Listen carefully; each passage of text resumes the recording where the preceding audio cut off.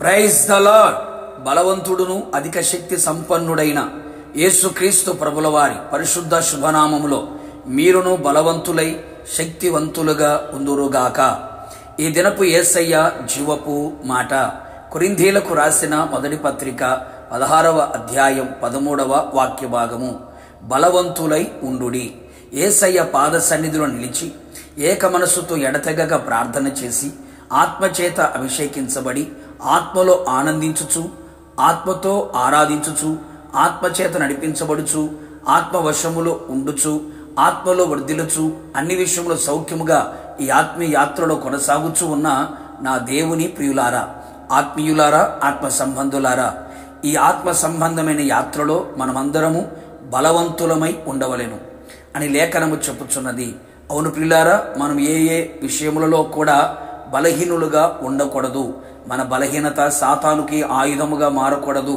అందుచేత మనము అన్ని విషయములలో ఆత్మ సంబంధముగా బలము కలిగిన వారమై ఉండేదము. ఇశ్రాయేలు దేవుడు తన ప్రజలకు బలమును పరాక్రమమును అనుగ్రహించువాడై ఉన్నాడు కదా. యేసయ్య ద్వారా, యేసయ్య వలన మనము బలము పొందుకొని బలవంతులమై ఉండేదము. లోక సంబంధమైన, శరీర సంబంధమైన బలము కాదు. అనేక మంది ఈ లోక సంబంధమైన కుల బలము, మత బలము, డబ్బు బలము, అధికార బలము, పదవి బలము, బంధు బలము కలిగి ఉన్నారు. శరీర సంబంధమైన బలము కలిగి ఉన్నారు.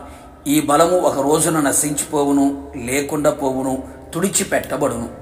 మనము ఆత్మ సంబంధమైన బలము గలవారమై ఉందము, బలవంతులమై నిలిచి ఉందము.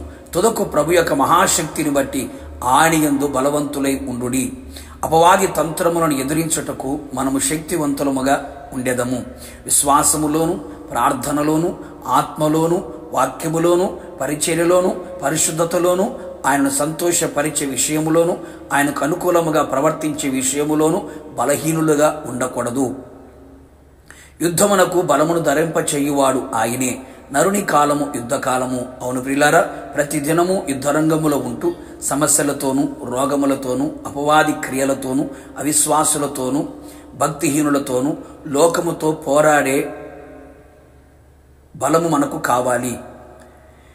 బలవంతులమై ఉండాలి. ఈ మంచి కార్యము చేయుటకు బలము తెచ్చుకొనిది. ఏ మంచి కార్యము? పడిపోయిన ప్రాకారములను, పాడైపోయిన గుమ్మములను మరలా కట్టుకొనుటకు పూనుకొనిరి. అవును ప్రియులారా, ఏ విషయములలో ఆత్మీయ జీవితంలో పడిపోయి ఉన్నారో, ఏ కార్యాలు అపవాది లోకములో పడగొట్టి ఉన్నదో, కోల్పోయినవి, పోగొట్టుకొనినవి, పడిపోయినవి మరలా తిరిగి సంపాదించుకోవడానికి, కట్టుకోవడానికి, ఆత్మ సంబంధమైన కార్యములను తిరిగి కట్టుకొని ప్రభు ఎదుట నిలబడుటకు బలము పొంది బలవంతులుగా నిలిచెదము.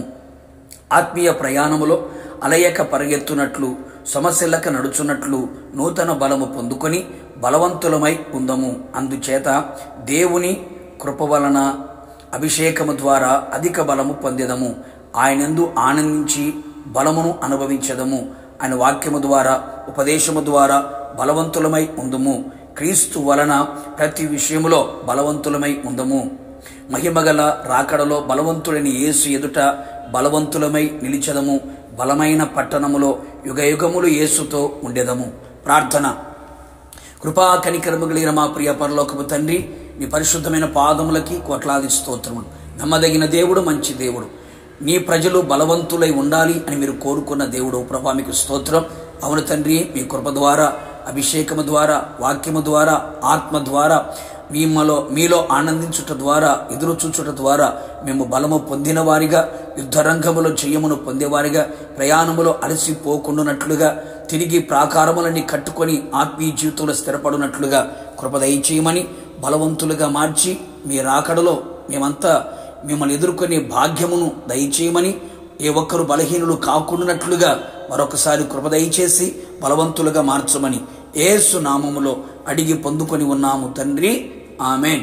నిశ్చయముగా మీరును మీ కుటుంబ సభ్యులందరూ క్రీస్తులో బలవంతులై ఉందురు గాక, బలమైన పట్టణములో చేర్చబడుదురు గాక. God bless you.